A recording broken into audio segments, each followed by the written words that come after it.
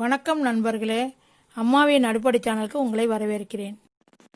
இன்னைக்கு நம்ம அடுப்படியில் மைக்ரோனி செய்ய போகிறோம். அது எப்படி செய்யலான்னு பார்த்துடலாம். அதுக்கு தேவையான பொருளெல்லாம்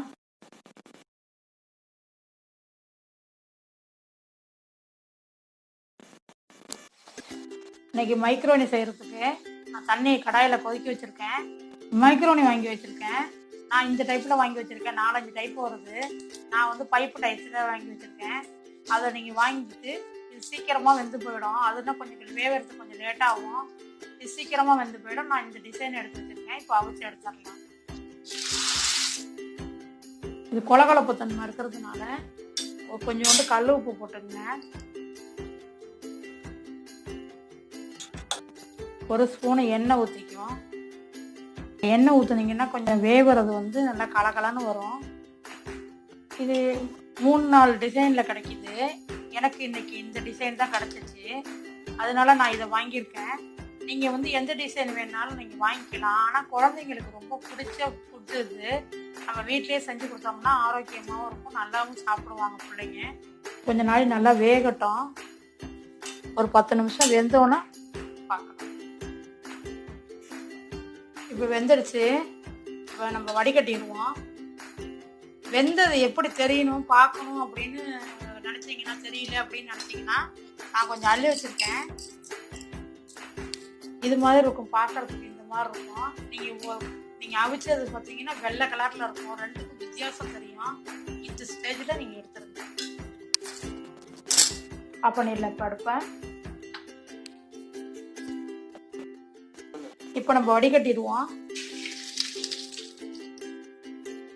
இது என்ன பண்ணணும், உடனே பச்சை தண்ணியில் அப்படியே வந்து நனைச்சி எடுத்துருங்க. அப்போ தான் உதிரி உதிரியாக உங்களுக்கு கிடைக்கும்.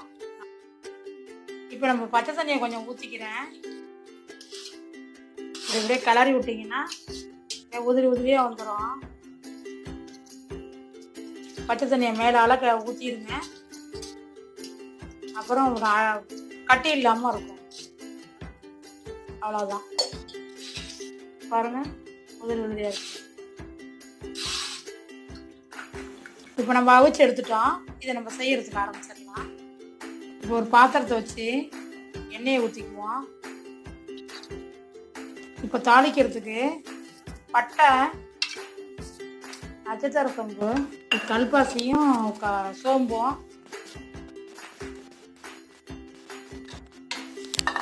ஒரே ஒரு ஏலக்காய்,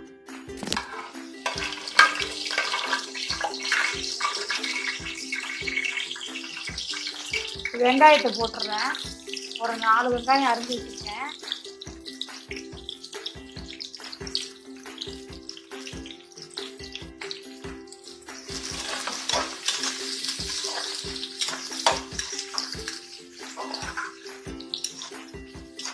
நல்லா வதக்கிக்கணும். வதக்கிக்கிட்டு அப்புறமா தான் தக்காளி போடணும். நல்லா வதங்கணும். நம்ம இட்லி, தோசை அப்படின்னு நினச்சது செஞ்சுக்கிட்டு இருக்கும்போது இது ஒரு வித்தியாசமாக ஒரு நாளைக்கு செஞ்சு கொடுக்கலாம் பிள்ளைங்களுக்கு. ஞாயிற்றுக்கிழமையில் மேகி, இப்போ இந்த மாதிரி இதெல்லாம் நூடுல்ஸ் எல்லாம் வருது. இந்த நூடுல்ஸ் எல்லாம் அவாய்ட் பண்ணிக்கிட்டு இது மாதிரி ஒரு நாளைக்கு செஞ்சு கொடுத்தீங்கன்னா இது ஹெல்த்தி ஃபுட்டும் கூட, நல்லதும் கூட, வீட்டிலே செய்யறதுனால. இப்போ இஞ்சி பூண்டை போட்டுக்குவோம்.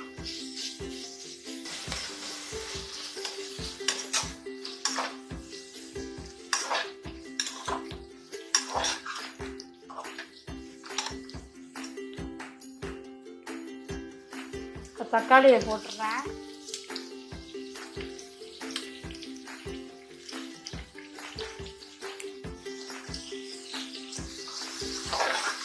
வந்து உருளைக்கிழங்கு ஒன்று அரிஞ்சு வச்சுருக்கேன். அதையும் போட்டுருவோம். 4 பீன்ஸ் வச்சுருக்கேன். அதையும் அரிஞ்சு போட்டுருவோம்.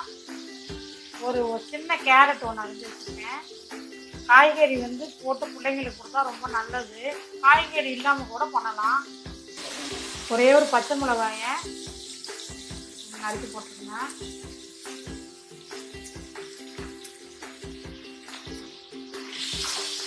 எல்லாத்தையும் கிண்டி விட்டுருவோம்.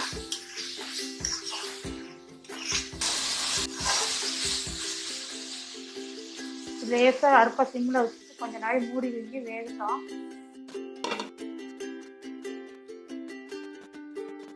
இப்போ இப்போ திறந்து பார்த்துருவோம்.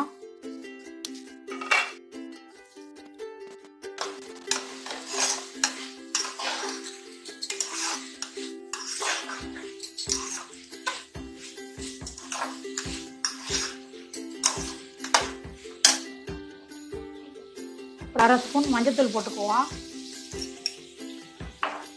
இதுக்கு தேவையான உப்பு போட்டுடலாம். நான் ஏற்கனவே பாஸ்தாவில் போட்டு அவிச்சு வச்சுருக்கேன், அதனால பார்த்துட்டு போடுங்க உப்பு. இது எல்லாத்தையும் நல்லா கிண்டி விட்டு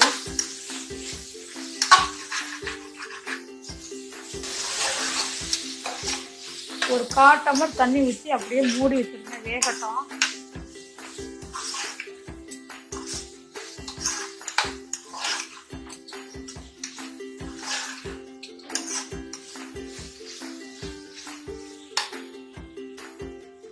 ஒரு 1/4 டம்ளர் தண்ணி ஊற்றி நல்லா மூடி வச்சுருங்க. இந்த காய்கறி நல்லா வெந்தோடனே முட்டையை உடச்சி வச்சிடலாம்.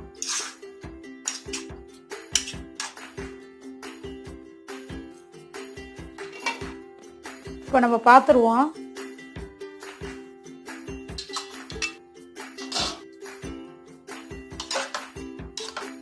சரியான பழத்துக்கு இருக்கு. ஒரு முட்டையை உடச்சி வச்சிடலாம்.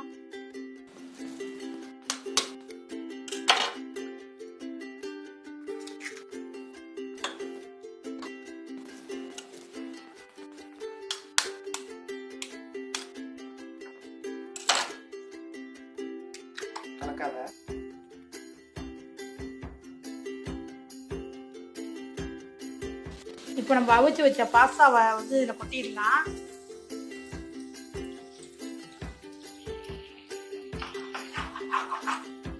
இது எப்படி வந்திருக்கு பாருங்க, உதிரி உதிரியா.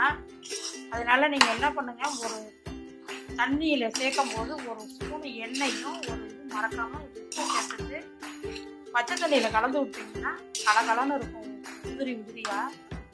நீங்கள் அது மாதிரி செஞ்சு பாருங்கள், ஒரு தடவை செஞ்சு பாருங்கள்.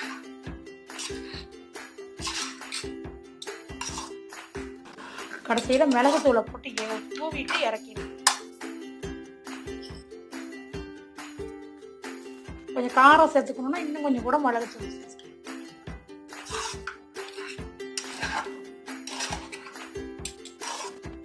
பாஸ்தா ரெடி ஆயிடுச்சு, இறக்கிடுவோம்.